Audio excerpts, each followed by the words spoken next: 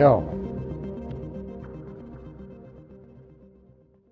Foreldrar mínir voru bæði Árnesingar. Faðir minn var fæddur á Skeiðunum árið 1902, það er dálítið langt síðan.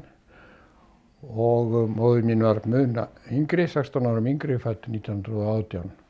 Faðir minn var sá yngri af 2 bræðrum og það var hinn bróðurinn sem erfði bújörðina. Þannig að hann vann bara fyrir sér. Þangað til hann gifti sig og var þá orðinn 37 ára. Hann var kaupamaður í sveit á sumrin og svo var hann í verinu og eitthvað slíkt á veturna. Og hann auraði sér saman fyrir húsi sem hann byggði síðan á Reynimelum með 3 íbúðum. Og þau hófu búskap þar 39 og ég fæddist eitthvað ári síðar. Ég er elstur af systkinunum. Ég átti 1 bróður og 2 systur, en bróður minn dó á unglingsaldri af völdum læknisaðgerðar.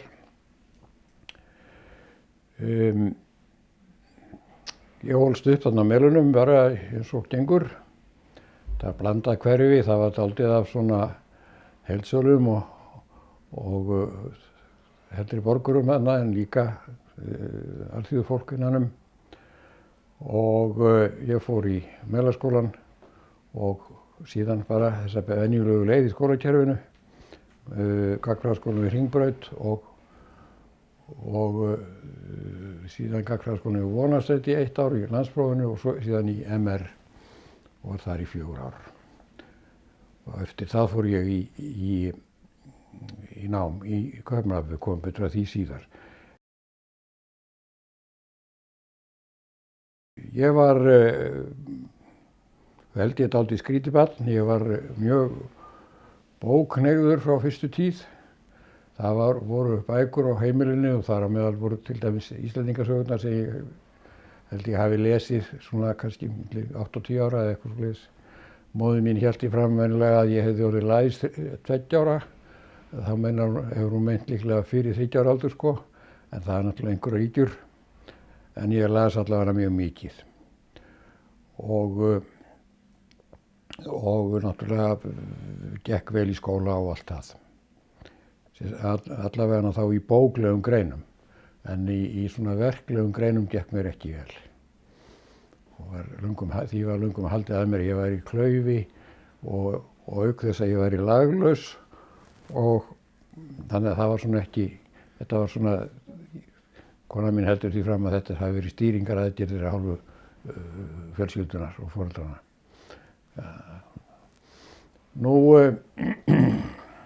Ég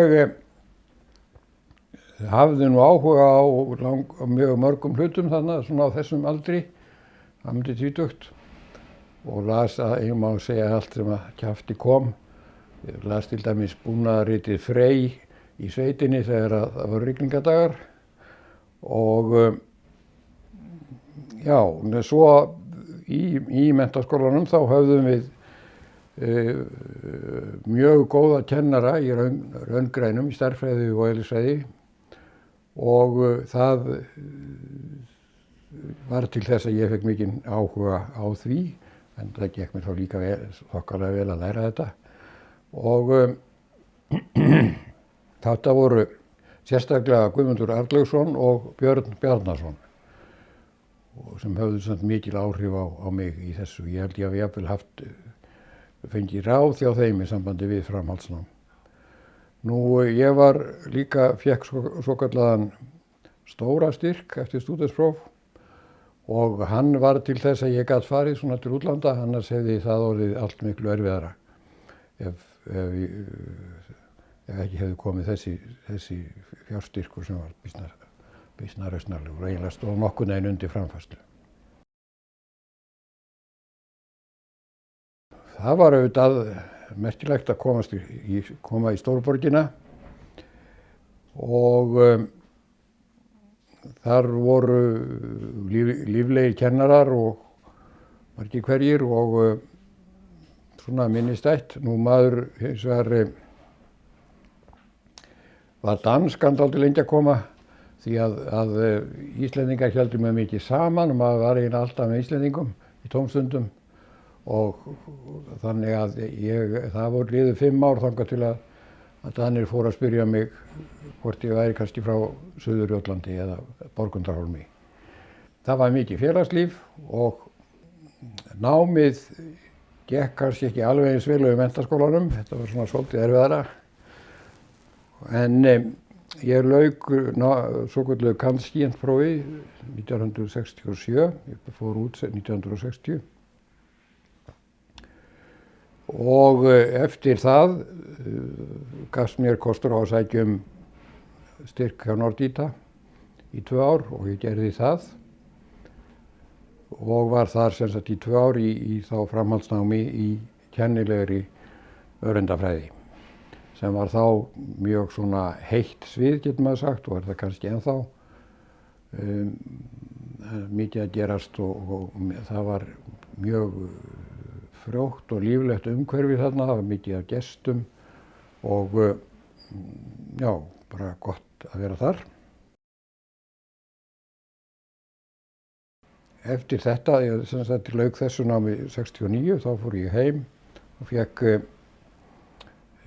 stöðu sem svona tímabundna stöðu sem sérfræðingur við Raunvísindastofnun í 2 ár og byrjaði þá líka að kenna eitthvað. Til dæmis kenndi ég fyrsta árið 2 bekkjum í náttúrufræðideild í MR sem var býsna góð lífsreynsla. Ég hafði nú reynda kennt líka svolítið í Kaupmannahöfn, í svona dæmatíma og slíkt. Í skammtafræði held ég það verið fyrir efnafræðinema eitthvað svoleiðis. En eftir þetta fyrra ár þá var ég nú, eftir það byrjaði ég að kenna í Háskólanum 1970. Og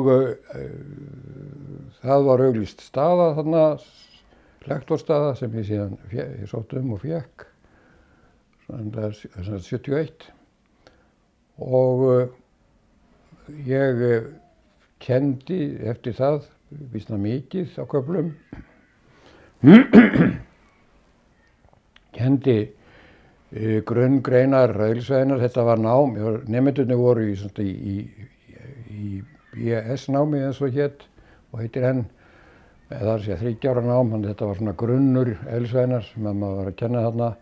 Það var jafnfræði og rafsegulfræði og slíkt og síðan dálítið að skammtafræði þegar koma á 3. ár, nemendur koma á 2. eða 3. ár.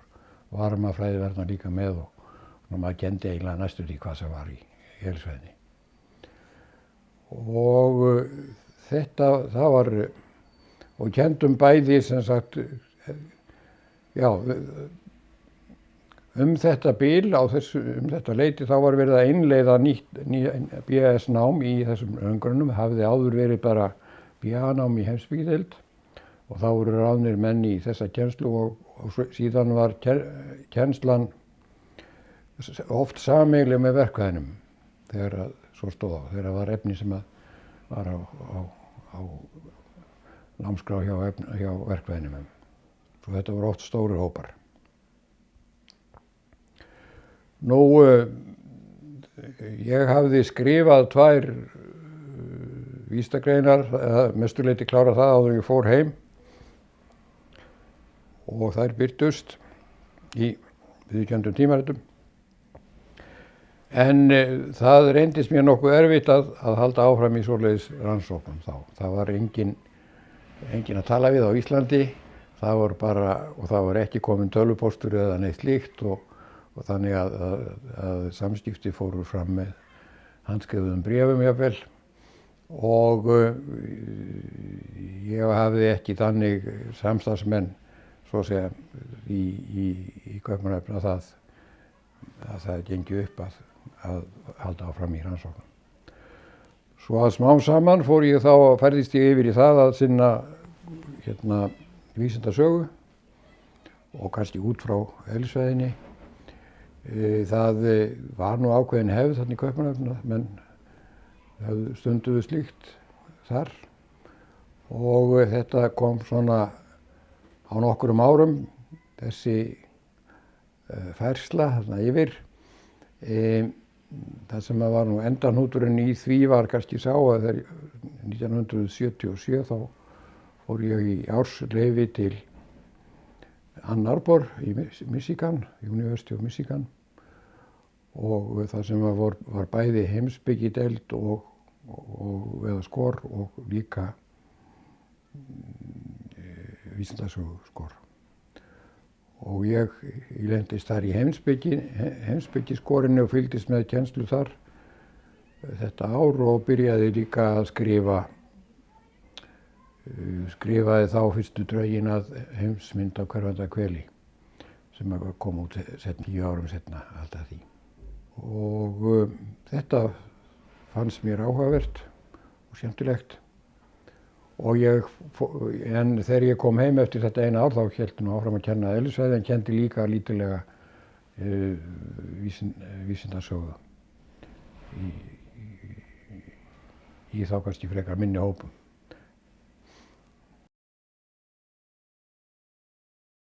Já, ég sé þetta nú svona sem samtengt eitthvað að byrja með þessari bókneyð sem að ég var náttúrulega nörd líklega, það var að kalla það nú á dögum, þegar í barnaskóla.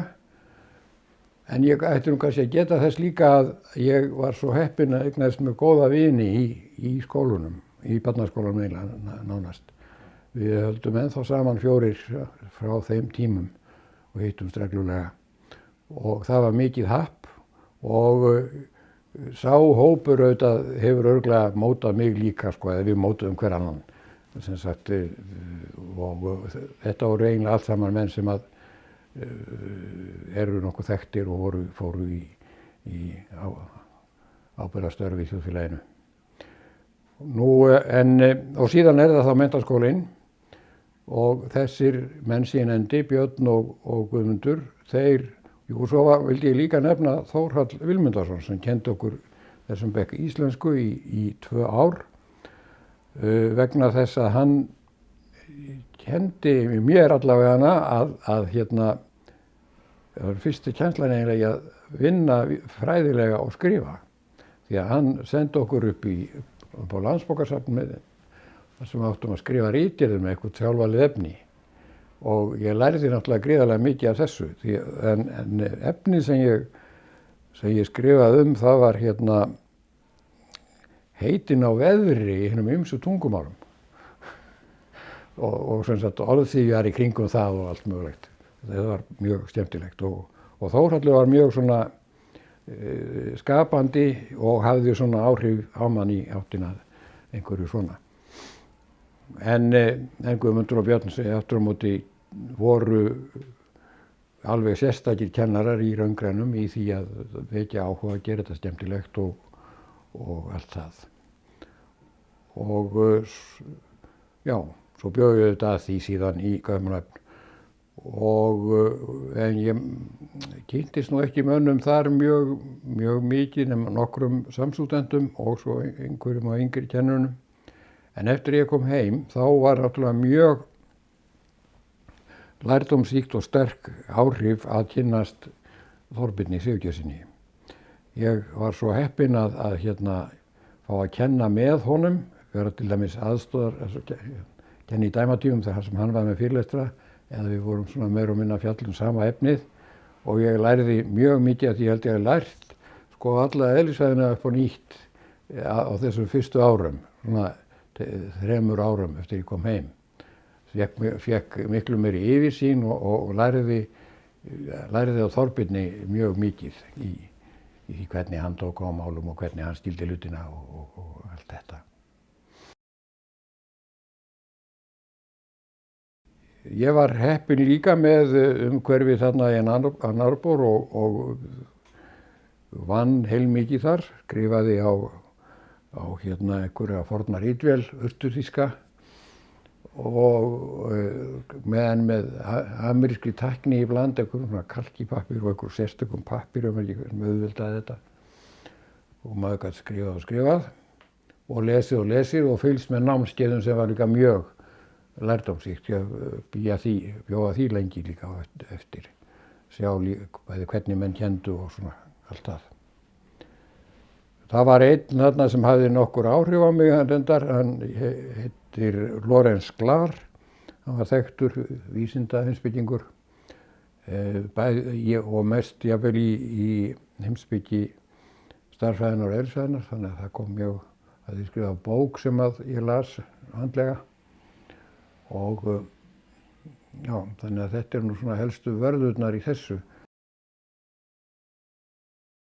Síðan gerist það að ég á svipuðum tíma á þessum árum frá svona 70 til framundir þetta, þá var ég að vinna í Norræna Sumarháskólanum sem var svona eiginlega þverfræðilegt starf. Það var allar fræðigreinar þar undir, það voru unnið í vinnuhópum eða námshópum og skrifaðar eitthvað skýrslur og eitthvað slíkt, og ég var þar mest í hópi vísindasögu og lærði talsvert af því líka.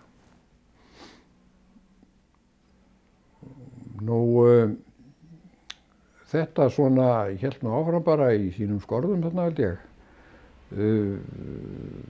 Ég hélt áfram að skrifa og kenna bæði eðlisfræði og vísindasögu og skrifa bækur og greinar.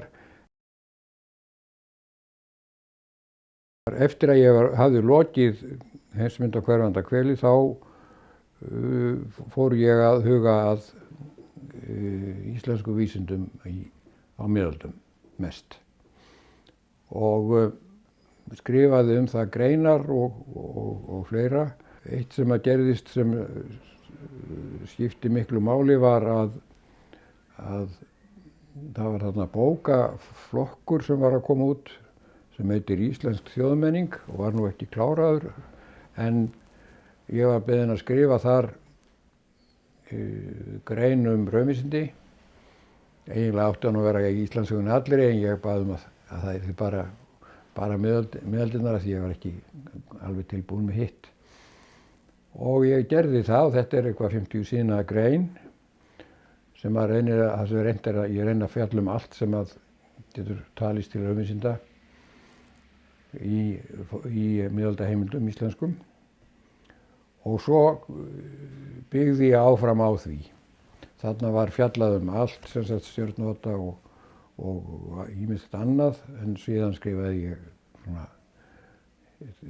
greinar sem ekki fóru yfir alveg eins mikið í einu. Og gerði rannsóknir á þessu, og við fórum til dæmis þarna nokkrir saman út í Flatey á Skjálfanda á slóðir stjörnuvota, en það var nú ekki ferð til fjár þannig, ég má segja að við spurt spurningar sem að þessu svari var nei, að við fundum ekki neitt, ekkert sem að beinlínis til vitnis vist Snorra þar, ekkert sem beinlínis til vitnis vist stjörnuvota í Flatey.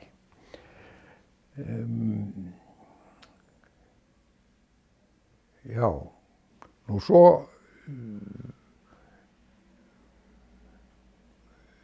gengur þetta nú svona áfram.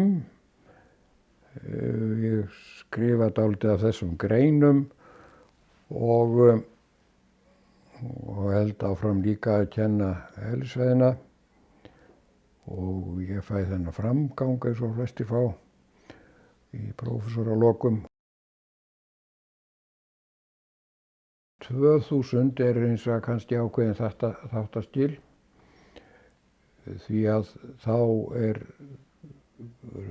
Reykjavík menningarborg Evrópu, og háskólinn, þar voru mikið að vera út af því, og háskólinn tók þátt í því, og ég lenti í nefnd sem að hafði það hlutverk að svona skipuleggja það, og eitt af því sem að kom svona upp úr hattinum var það að stofna vísindavef, sem sagt með miðlun til almennings vísindi.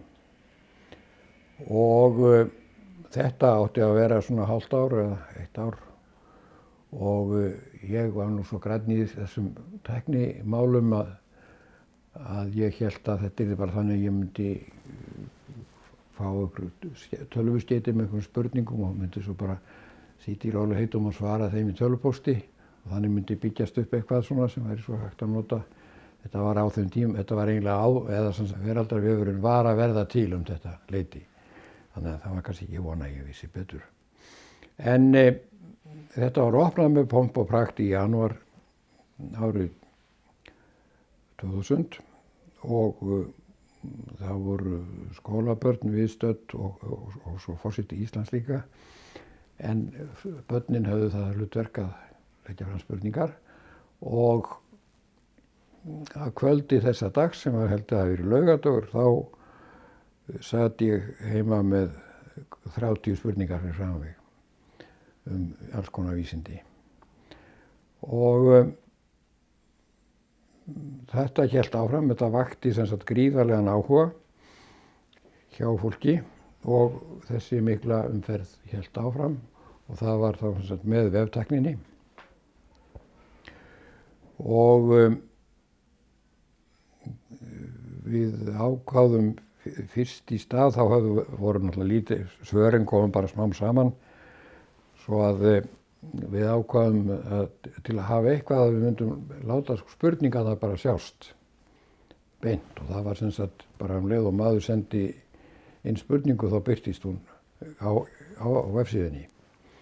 Þetta vakti síðan möguleikann á því að koma með leiðindi og truflanir og svoleiðis. Svo að kona mín segir að ég hafi sofið lítið á næturnar á stundum þarna því að ég vildi ekki að það væri þarna neitt svona skítur og ég fór jafnvel upp á nóttunni til að eyða því sem ekki átti að vera þarna. En svo eftir einhverja mánuði þegar var komið nóg af svörum svona til að sýna þá hættum við að birta spurningar, hættum við að hafa þennan alveg beina hráa aðgang að vefsetinu. En þetta gekk mjög vel og það hrönnuðust upp bæði spurningar og svör og hlutfallið þar á milli var reyndar frekar lágt, þar sé að það var frekar fá svör miðað við fjölda spurningana. En það hefði nú eiginlega enginn sett það mikið fyrir sig. Fólk gat nú líka ítt á það hafði einhverja sérstakar ástæður til að fá okkur sérstök svör. Og háskólinn tóku upp, langflestir tóku upp góðan þátt í þessu og það var svona kannski þurfti eitthvað að tala menn til eða eitthvað slíkt. Og svo þurfti líka að huga að fjárhagnum en því að það sem sagt kom eiginlega þegar eiginlega hálft ár eða 1 ár var liðið þá fannst öllum sem að þessu komu eiginlega langflestum að þetta væri bara að halda áfram. Það voru kannski einhverjir 1 eða 2 eða 3 menn sem að lögðu sig eftir því að finna villur í þessu og þeir gátu fundið nokkra villur og það truflaði þetta aðeins svona. En það var fundnar leiðir til að fjármagna þetta og það þetta ennþá í gangi. Og var auðvitað mjög ánægjulegt fyrir mig líka af því að þetta eiginlega fór kannski nokkurn veginn, þetta var svona eins og bara draumur sem rættist því að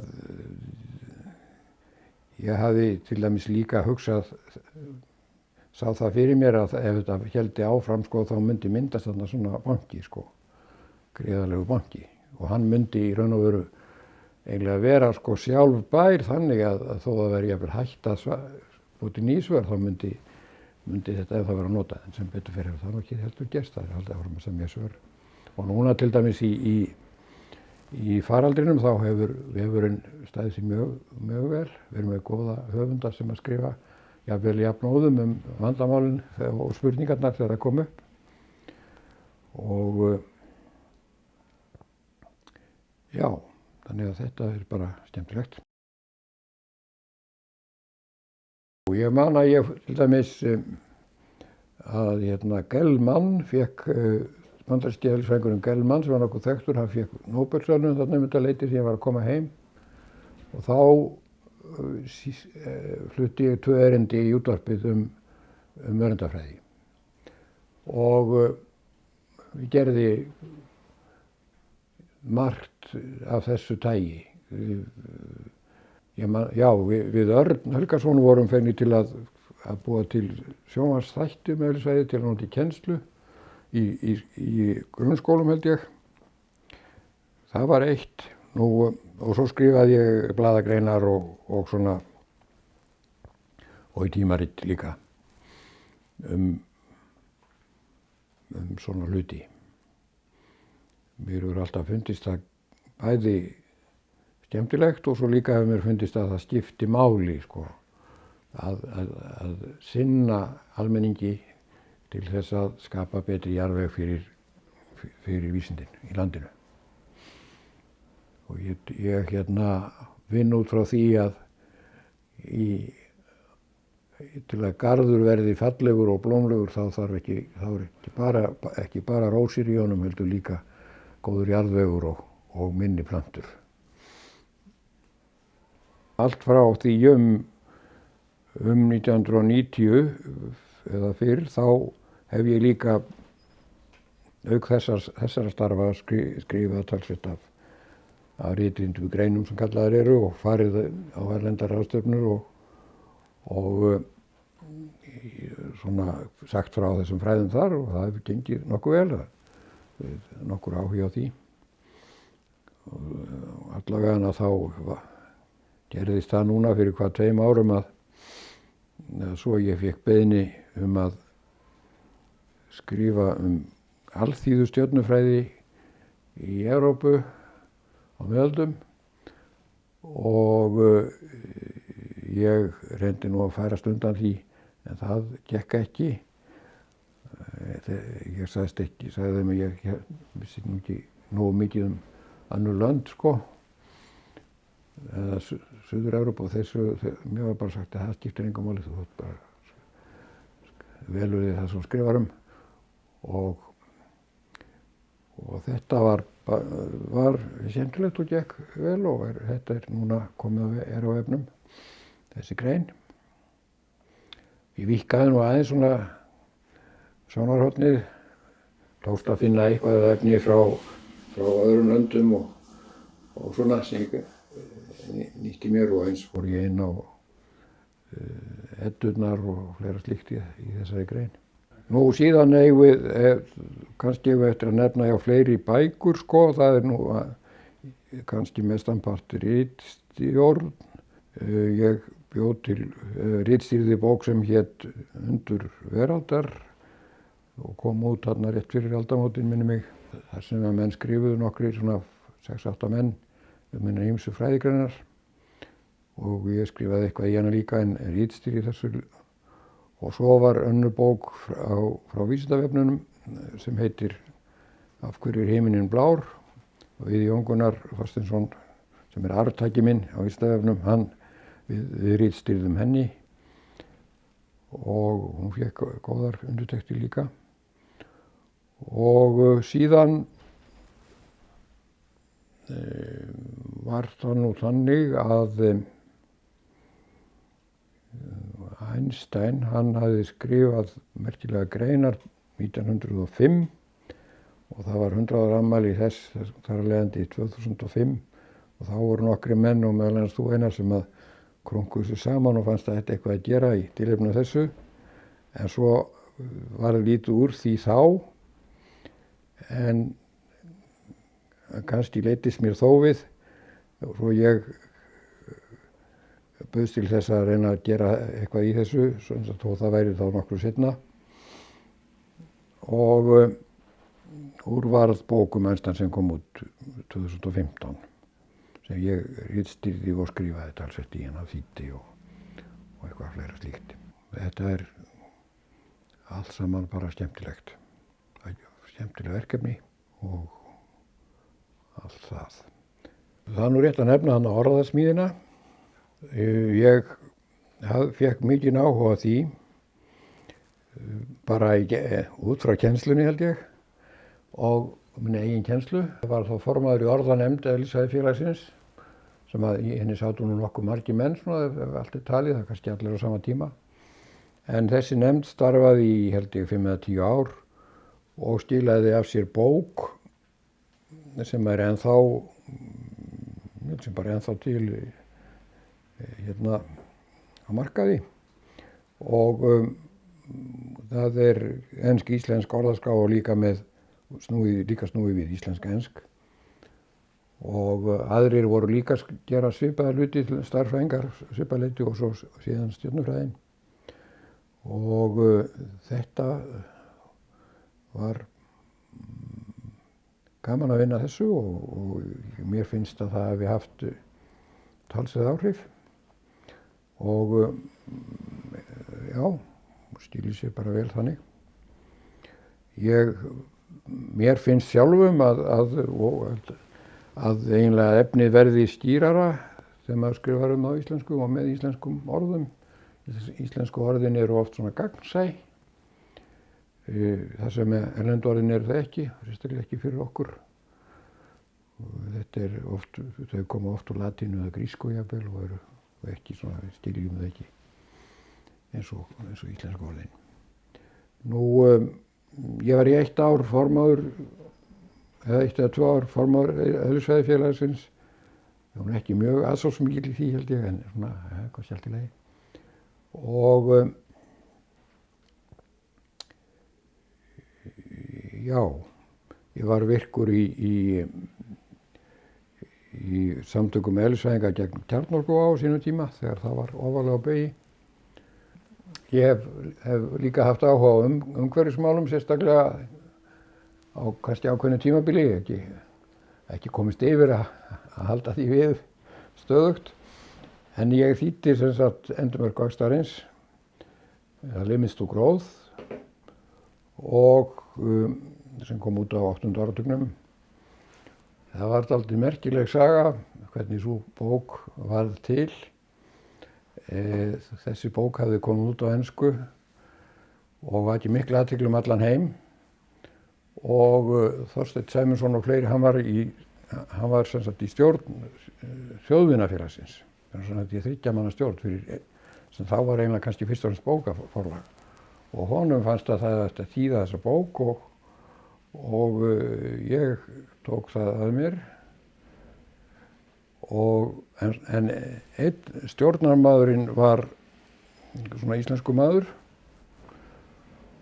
og fyrst þannig að ég sem sagt sest í mína ritvél á þeim tíma og skrifa handrit og svo kemur þessi íslensku maður og segir þetta er alveg ómögulegur texti og eitthvað og ætlar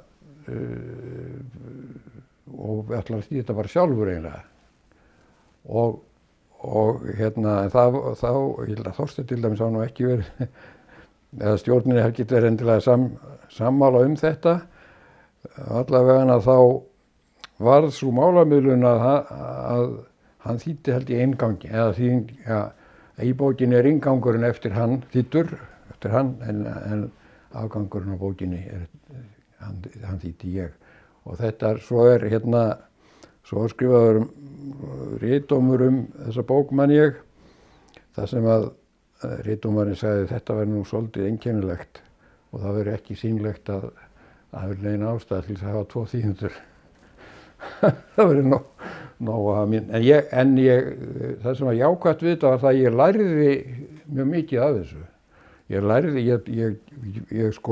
ég skrifaði mína þýðingu upp á nýtt með svona þegar ég sá hvernig mátti orða hlutina svona einhvern veginn betur kannski og svoleiðis og þannig að þetta var bara svona ágætis hreinsunareldur og já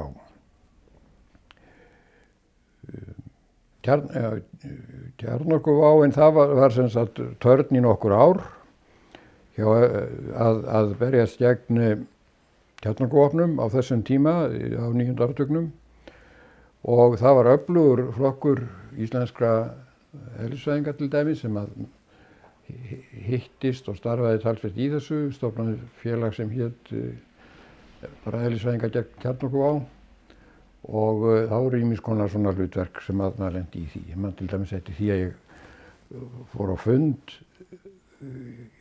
í Bolungarvík af því að eina af þessum radarstöðum átti að koma þar upp á Bolafjalli sem stutt frá Bolungarvík og fór þar með lækni sem að var líka í samtökum lækna gegn kjarnorkuvá og við mættum á svona borgarafundi þarna og en hann var svona svolítið öðruvísi settur en ég því að hann var sko ættaður á plássinu með sér frá af Einars Guðfinnssonar ættinni sem er frægasta ætt Bolungarvíkur. En svo var þarna Einar Guðfinnsson yngri sem var svona stjórnmálamaður og var á þessum fundi á nettjórinn þingmaður þá. Og hann varpaði því að mér á fundinum að ég var eini maðurinn á fundinum sem geti smíðað kjarnorkusprengi. Svo ég var nú að sverja það af mér. Ég geti það. Það er svona ýmislegt sem gerist. Á 10. áratugnum þá, 1990 var ég nokkur ár, vann ég í að þjálfa framhaldsskólanema fyrir Elliseiðikeppnina, Ólympíukeppnina í Elliseiði. Það var býsna skemmtilegt og því fylgdi í fyrstu atrennu það að maður það þurfti fararstjóra og ég fór tvisvar með hópnum ásamt öðrum og ég fór bæði til Kína og til Kúbu. Þannig að það var skemmtileg reynsla. Það er ekki allt peningar sko, maður getur haft ýmislegt skemmtilegt upp úr því að gera eitthvað svona. Og síðan var sem sagt þessi keppni haldin á Íslandi, var það ekki 97, 8 eitthvað svoleiðis. Og þá hafði ég það hlutverk að sjá kennilega hlutan, sem sagt dæmareikningin. Semja dæmin fyrir keppnina og sjá svona alla framkvæmdina á því. Ásamt síðan stórum hópi sem var myndaður það að leiðrétta að fara yfir lausnirnar og svona. Þetta var náttúrulega ljóst að það væri á mörkunum að Íslendingar myndu ráða við þetta verkefni. Svo það voru fengnir 2 erlendir frá sérstaka ferð hingað til að hjálpa okkur með að fara yfir verkefnin og rýna þau og allt það. Það var að vera gríðarlega vandað og vel unnið til þess að standast eiginlega álagið sem í þessari keppni.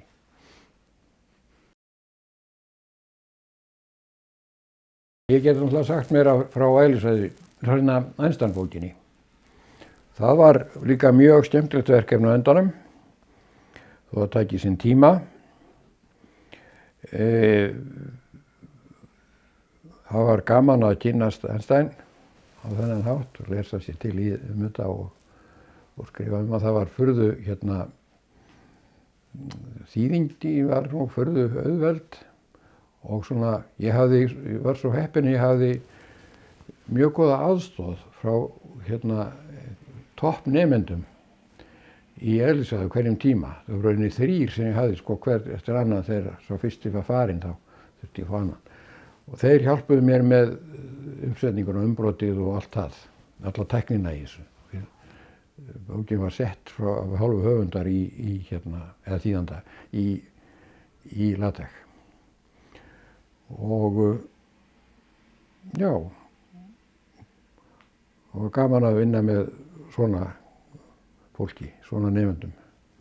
Það var ekkert sem stóð fyrir þeim sko. Allt sko, það var furðulegt sko, þeir ef eitthvað strandaði, eitthvað vantaði, eitthvað forritið var eitthvað gallað eða eitthvað, þá var bara farið út á vefinn og ekki hætt fyrir en að þar fannst lausnin sko. Það var googlað og fundið út og vandamálin leyst. Ég ætlaði líka að nefna það að ég hef svolítið unnið við námsbókagerð á vegum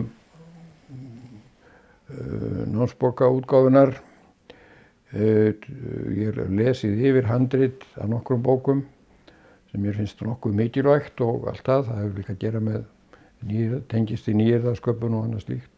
Og svo ég líka þýtt eina bókum sem heitir Sól, tungl og stjörnur sem er kennslubók í skólakerfinu.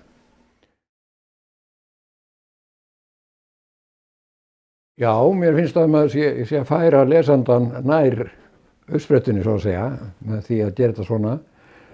Fyrir utan það að ég líka takmarka mína túlkun sko, eða þá styðja hana með þessu. Mér finnst þetta styðjandi fyrir mig sem höfund í tilfellinu Hins vinda hveranda kveli sem er bók eftir mig. Og já, svo er það nú og líka dálítið merkilegt að það er sko frumtextarnir sem eru notaðir í þeirra býsna mörgum tungumálum. Það er þarna textar sem eru upphaflega á latínu eða jafnvel grísku held ég og líka ítölsku og frönsku og svo norðurlandamálum og ensku sko. Það var forlagið sem mál og menning sem hjálpaði mér með þetta. Þeir fengu, því að ég kann náttúrulega ekki ítölsku eða var ekki eins og latínu. Það var bara fengið þýðendur eða yfirlesarar til þess að athuga þetta. Og sumleyti var ég kannski með enskar þýðingar, en ég var ekki ánægður með það. Ég vildi að þetta yrði borið saman við frumtexta líka, sko, á frummálinu. Þó það væri kannski fræðimenn að þýða.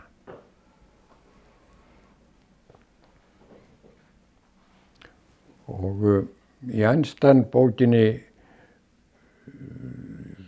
þá finnst mér þetta bara vera svona algeng vinnubrögð sko, að ég vil færa lesandann sem næst.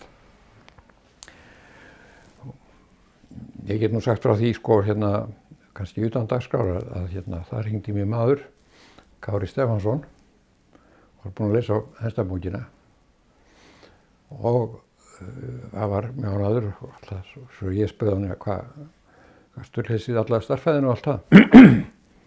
Já, sagði hann, ég alveg lesi skilji nóg af því. Það sem sagt vafðist ekki fyrir honum, lét ekki vefjast fyrir sér. Það er sko, sá eiginleiki er þetta mikilvægur, en það eru ekki margir sem eru þannig. Eiginlega hafa lært það að ná því að maður þarf kannski ekki alltaf að skilja starffræðina í smáatriðum.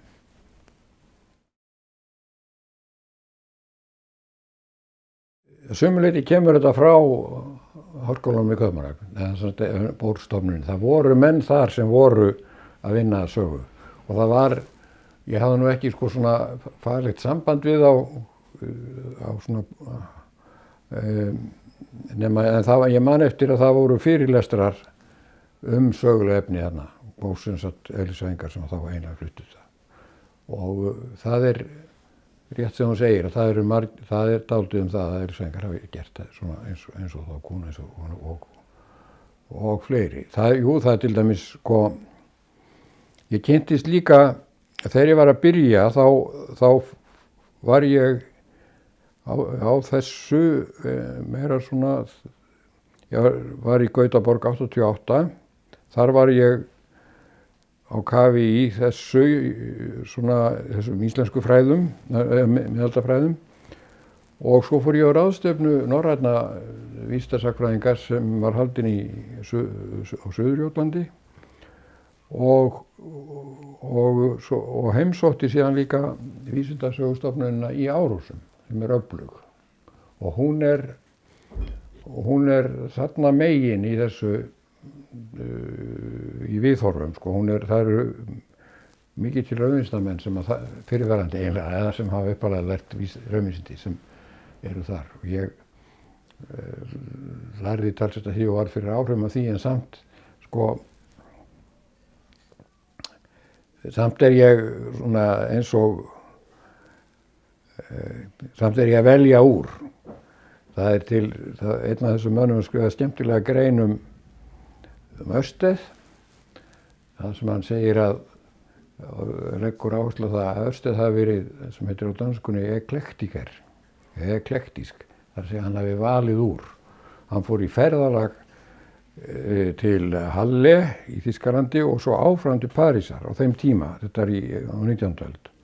Og þetta voru andstæðir pólar í eðlisfræðinni þá, en hann bara kynnti sér báða sko og valdi svo eða já, og það er eins með þetta í vísindasögunni á þessum tíma sem ég var þarna, þá voru Danir og Svíar voru talsvert öndverðir pólar. Að vísu var sko í Árósum, það var engin vísindasaga í Kaupmannahöfn þá, söldi ég, ekki þar á því, en þessi vísindasögustofnun, hún var nokkuð öflug og svo var önnur stofnun við hliðina sem var eitthvað svona, kannski vísta heimspeki eða eitthvað svoleiðis, en fór miklu minna fyrir henni. En svo aftur öfugt svolítið í Gautaborg. Þá heitir þetta líka ide- og lærdómshistoría, sem segir heilmikið. Og ég var á þeirri stofnun þegar ég var hann í hálft ár, 88. Og þar voru þekkti menn líka mjög, sérstaklega þá hann Sven Erik Liedmann, sem hann skrifað margar bækur og þekktur. Og stundum var ég þá líka með Svíunum þegar ég man eftir einni ráðstefnu, ég fór á Spáni, Saragossa. Þá hallaði ég mér að Svíunum og var svona eins og með þeim í matihátinn og svona.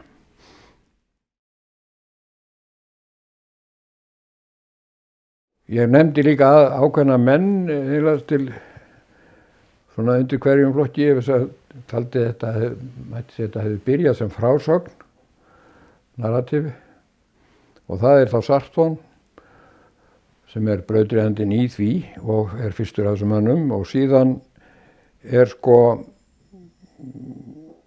kemur Kuhn, hann og fleiri eru frekar innhverfir. Þar segja að þeir líta á svo á að vísindin þróist sem sagt sjálfstætt, sem sagt á sínum eigin forsendum,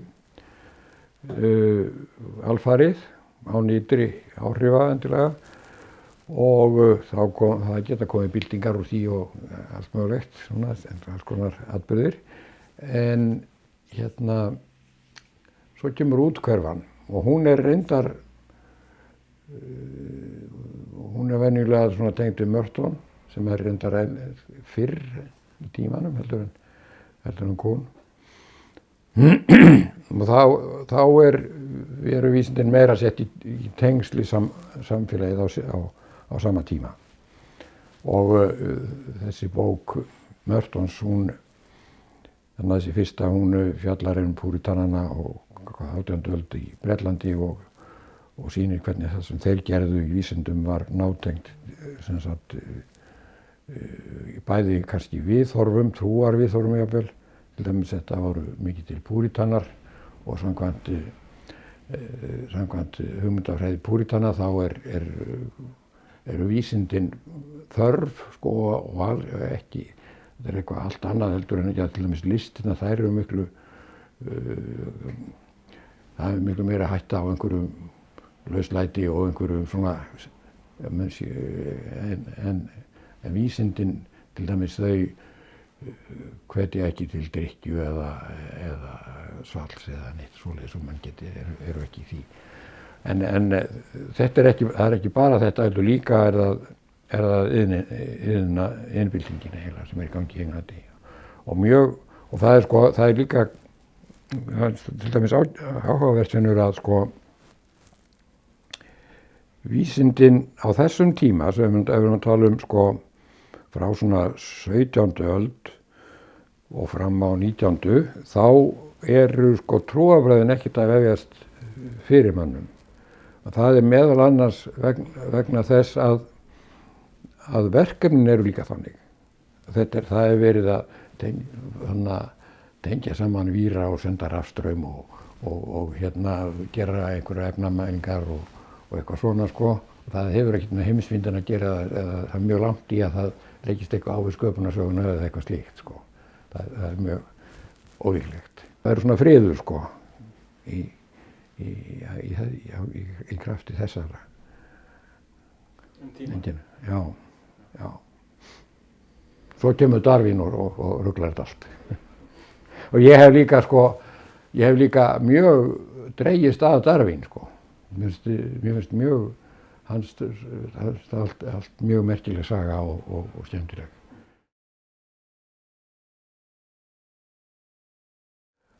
Þetta áhugaverð spurning sko, þetta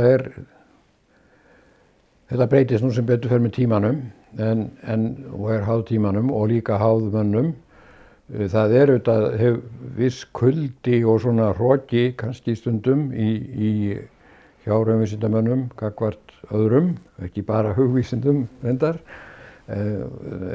eða svona þeir einir vita sko, eða þeir einir erum alltaf hreinu eða eitthvað svoleiðis, en sem betur fer held ég það sé nú á undanhaldi sko, og kannski ef ég vona mitt litla lóðverið geti verið orðið til þess að aðeins að draga úr því, og mér finnst að þetta er margþætt sko, þetta getur líka verið hinum megin frá að svona, þessi krítur, nágranna krítur, og að til dæmis að raunvísindamenn eigi þá heldur ekki að vera að skipta sér af hugvísindum sko. Ég finn það öðru hverju sko, ég er svona pínlítið svona óboðinn gestur stundum sko, en það vill svo til að ég hef þannig skapgerð að kemur ekki mikið um mig. Jú, þannig kannski alveg gott að halda því til haga að hvernig við hugsuðum það og hvernig við fórum að. Þess að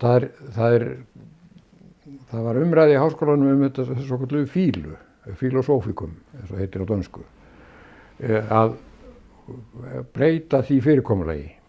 Þetta hafði verið nám sem var allir átt að taka, allir háskólanemar nánast, og það var held ég Símon Jóhannes sem kendi þetta.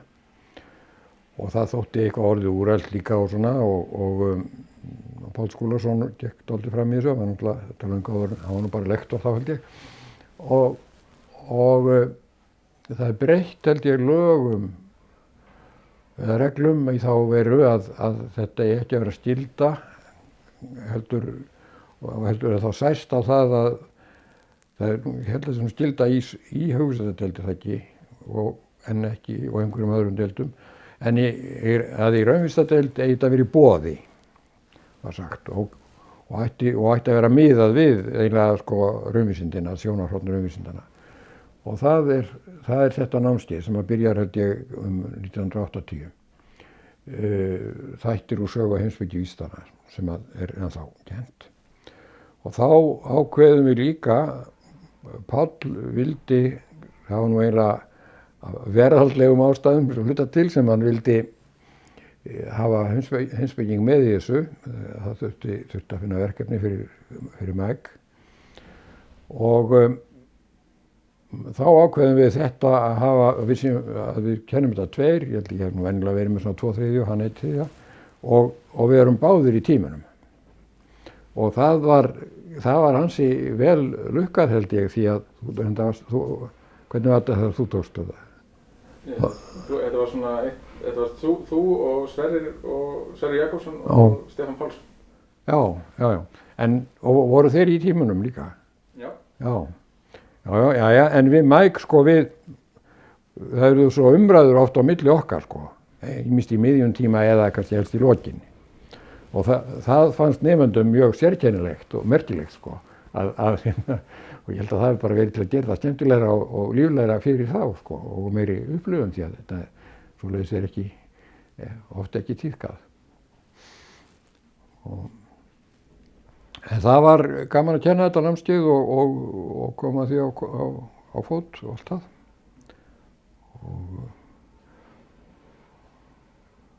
Það tengdist reyndar síðan þessari bókarskrifunum sko, ég notaði svo heimsmynd á Grandakvili í það. Svo má líka geta þess að ég átti góðan vin sem Gunnar Karlsson heitinn og við ræddum þessi mál oft og við skrifum greinar þetta, sem sagt raunvísindi og hugvísindi og hvort það væri munur á þeim og eitthvað svoleiðis sko.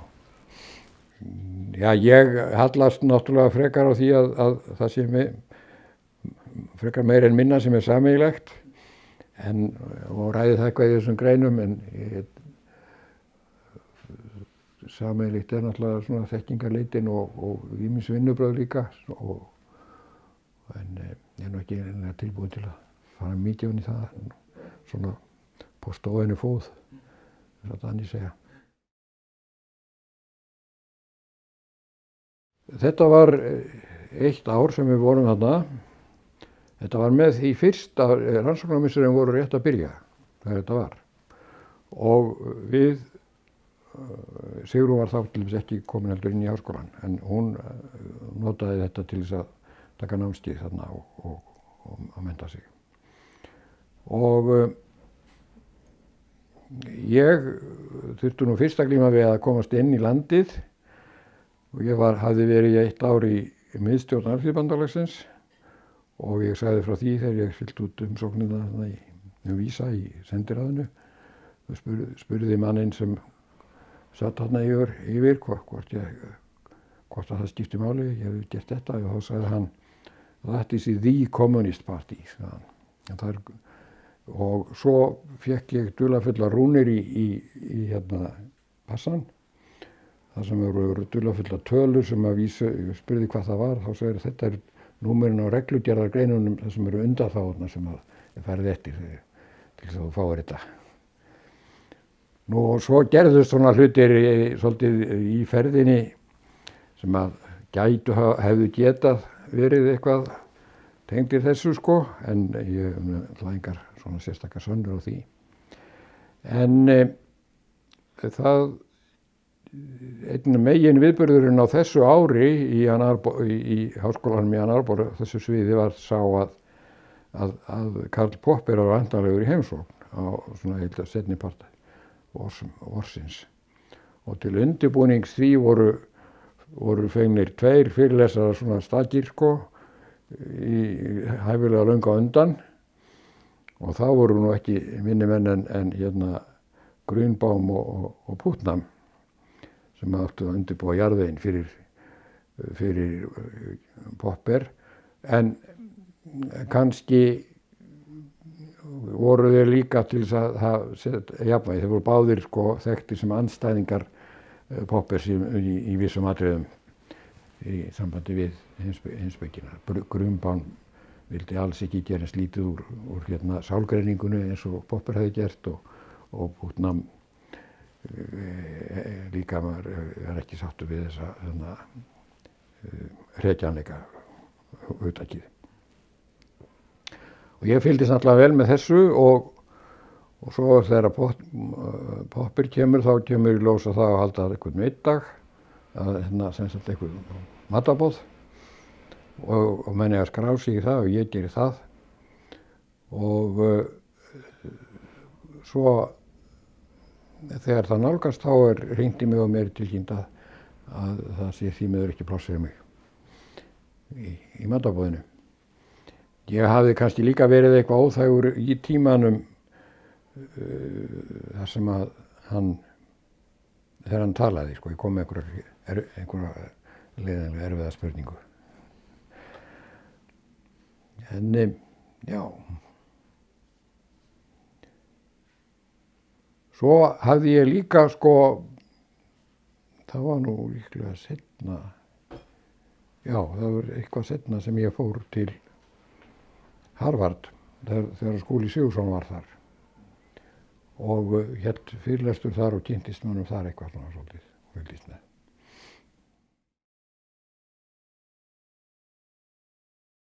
Það var þannig að við náttúrulega þurftum að samræma okkur hjónin sko, velja okkur sameiginlegan stað til að fara á og einhvern veginn kom þetta nú upp og það var kannski meðal annars út af Jesse Bajok, ég veit ekki hvort þú kannast við.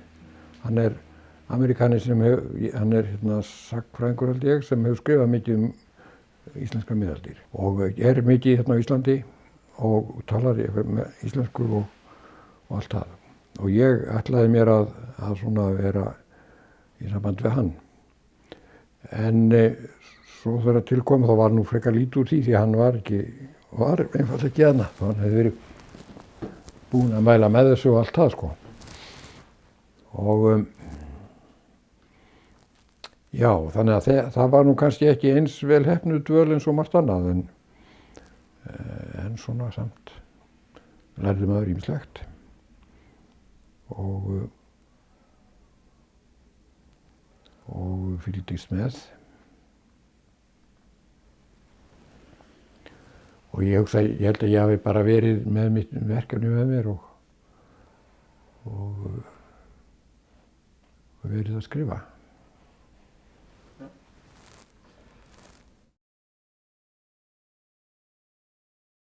Það var nú eiginlega allt í lagi. Já, og sérstaklega svo þetta með lánasjóðinn, það var náttúrulega nátengt og það var líka dálítil vinna reyndar. Hitt var miklu minni vinna. Hinn eins og, já, ég lagði talsvert mikla vinnu í lánasjóðinn og ég breytti heilmiklu þar. Það hafði verið kreppa kringum sjóðinn, málaferli og eitthvað, reglurnar væru ólöglegar og veit ekki hvað og hvað og ég fór í það verkefni meðal annars.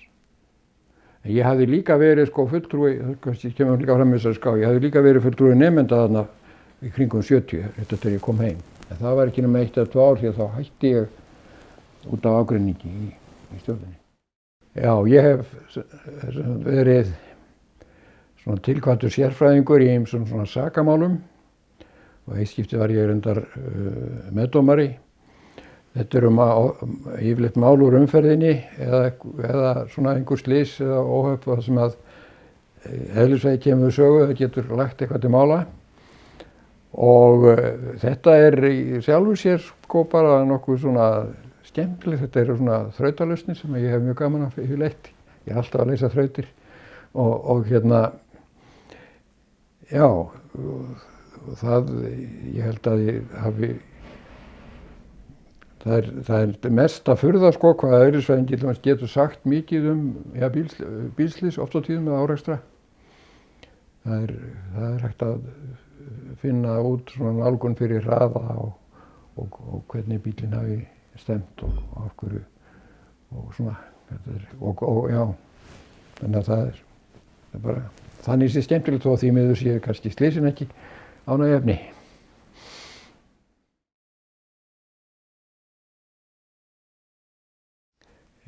Já, það er ekki málstað sem ekki annar hefur allavega, en ég sem sagt legg mig fram að vera nálægt jörðinni. Til dæmis ef það er eitthvað svona sem kemur, ég til dæmis vil ekki leggja of mikla áherslu á einstaklinginn í vísindasögunni. Ég held að það sé alltaf á bakvið svona að jarðvegurinn verður að vera fyrir hendi. Og við getum tekið stjörnóta sem dæmi sem ég hef skrifað mikið að ég held að það sem honum er eignað sé sem sagt afurð samfélagsins af því að það hefur verið þörf fyrir það í samfélaginu á þessum tíma. Og já, síðan er líka annað sem að þetta er svona sjónarmið sem ég þarf að halda uppi þegar að kannski raunvísindamennirnir koma og vilja eigna allt stjörnuvata og hann hafi verið raunverulegur maður og hann hafi gert þetta allt sjálfur og svona eitthvað.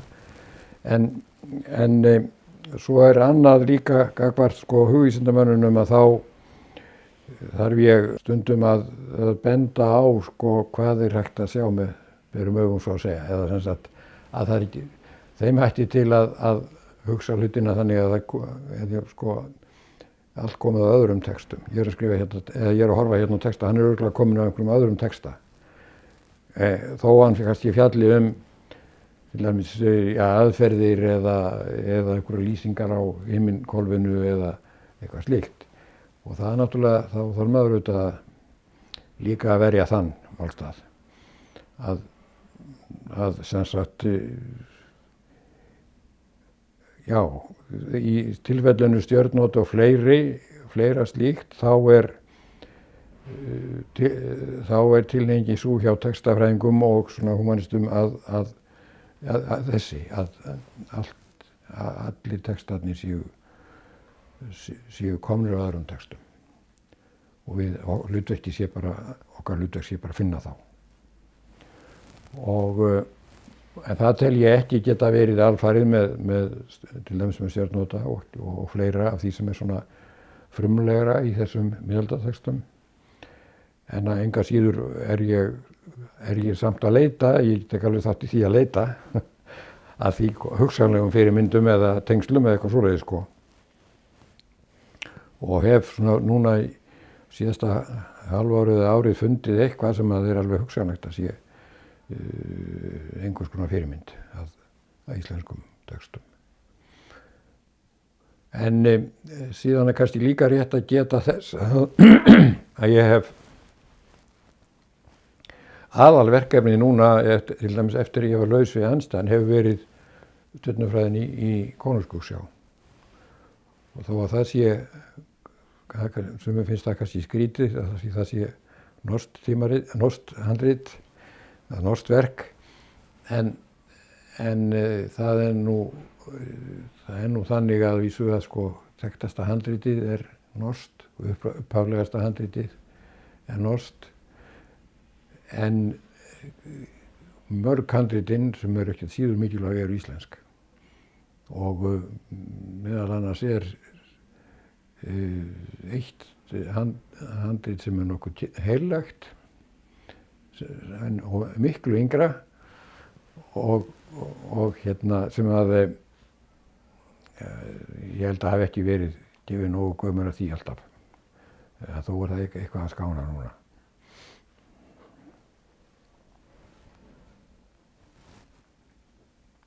Já, svo langar mig að nefna líka að það sem ég hef verið að gera núna sem er nú svona einhver fífldirfska að ég fór að kenna á þessu misseri. Maður á þessum aldri á náttúrulega ekki að gera það. En ég hef mjög gaman af því og það er nýtt námskeið sem fjallar sögu, vísinda og tækni á Íslandi og kennt sem lesnámskeið og auk þess reyni ég þá að reyna að hafa kennsluhættina tiltölulega nútímalega, gesti til að koma og segja frá ákveðnum efnum og umræður. Það er ekki nema 2 eða 3 nemendur svo það gefur auga leið að það er ekki hægt að vera með fyrirlestra. En þetta er gaman þó að sé svolítið erfitt. Út af aldrinum og heilsunni og slíku.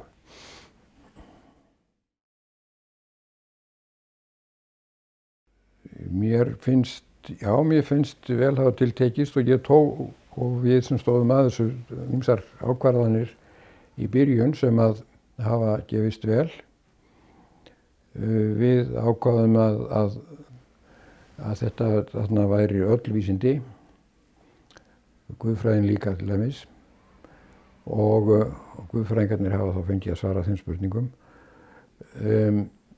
og á sinn hátt og að þetta væri öllum opið og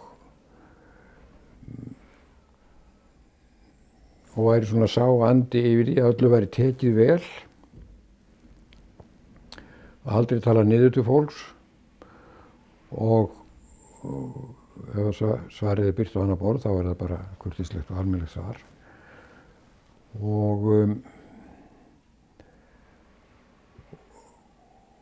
en svo gerum við faglega kröfur sko og það eru þetta til menn sem að það eru til menn í því miður í háskólanum sem að ekki er hægt að birta svörin eftir þá og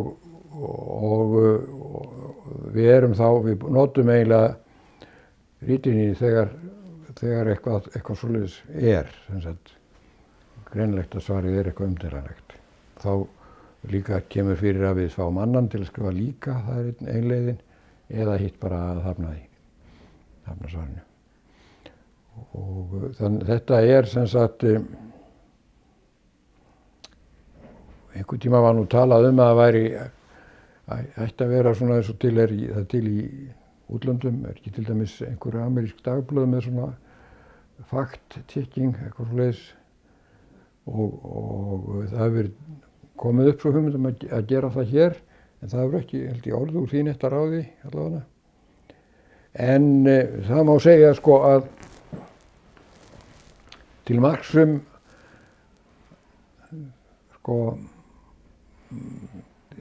að þetta hefur, að það hefur líka tekist að það var ekki sjálfgefið að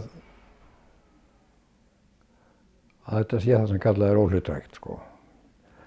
En það tókst, það sem til marks það er sem sagt frá árinu 2010 held ég verið, þá samþykkir Alþingi að leggja fé í kynningu á Evrópumálunum. Það var þá ofarlega. Og þetta er utanríkismálanefnd Alþingis og þetta er einróma samþykkt í henni að fá Vísindavefinn í þetta verkefni. Og þá var stofnaður sem þetta Evrópuvefurinn. Og það allra flokka menn voru ánægðir með það. Og ég held líka að það hafi ekki orðið neina verulegar deilur sko Evrópuvefinn. Það var náttúrulega einhverjir sko svona, þú veist, einhverjir últramenn sem voru að stríða okkur eitthvað. En það stóð ekki lengi.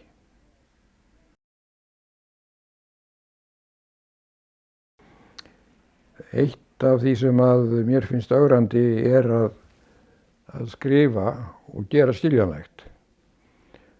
Og skrifa skýrt og gera það skiljanlegt. Og það er náttúrulega stundum erfiðara en maður heldur, býst að vera eftir verkefnum. Og mér finnst það oft hafa tekist og að ná til almennings og hjálpa þannig líka til við að rækta akurinn. Og þú ert nú svolítið að gera þetta líka. Og já, það er bara skemmtilegt og svo stendur maður upp áttrætt með svona sæmilega samvisku.